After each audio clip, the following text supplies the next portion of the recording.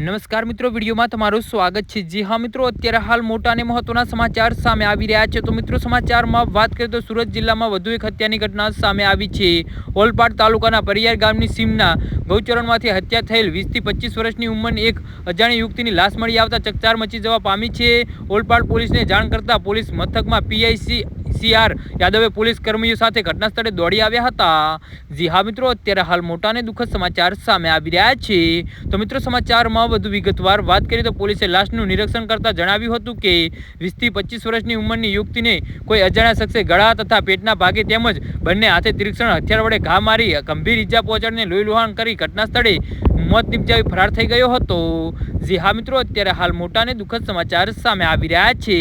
તો મિત્રો, સમાચારમાં વધુ વિગતવાર વાત કરીએ તો જ્યારે યુવતીની ઓળખનો પ્રયાસ નિષ્ફળ જતા પોલીસની વધુ તપાસ દરમિયાન જણાવવામાં આવ્યું હતું કે મરનાર યુવતીના જમણા હાથે કાળા તથા કોણીની વચ્ચેના ભાગે ગુજરાતીમાં નિતેશ અને તેમના ડાબા હાથે પતંગિયાનું સુંદરનું કોતરાવેલું હતું, જેના શરીરને મરૂન કલરની ડિઝાઇનવાળી પહેરેલી કુર્તી અને લોહીથી ખરખડાતી હતી। તે કમરના ભાગે કાળા કલરની લેંગીસ પણ પહેરેલી હતી।